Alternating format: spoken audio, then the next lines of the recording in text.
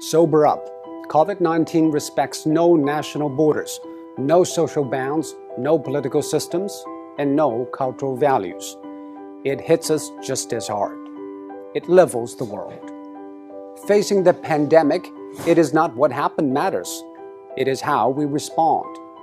For almost a month, it infected thousands in Wuhan in a day, and every hospital bed was occupied. Now, empty beds and closed wards in the city.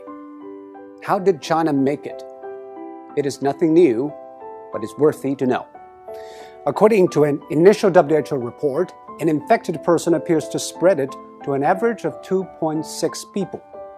And after 10 generations of transmission, with each taking 5 or 6 days, that one initial case has spawned 3,500 in matters of days. And that is what the world is seeing. What China did is to break the cycle by human intervention. The scale unprecedented in history. Extreme, draconian, and aggressive. These are the words used to describe China's response. But now, people have come to terms with the new norm, lockdown. Some people say, isn't that a violation of individual rights?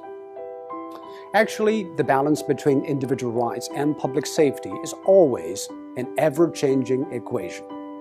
After 9/11, all the airports in the world began to impose draconian safety checks on passengers, and people accepted it because we traded a little of our freedom for the greater good of the public.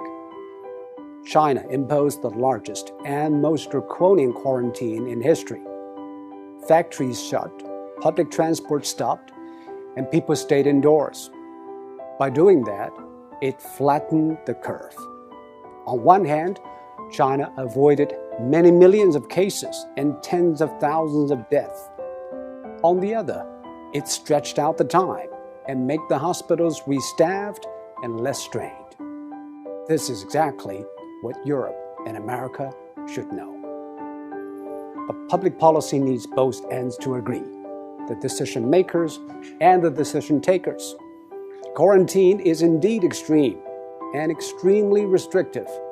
It needs the people in lockdown to be honest and cooperative.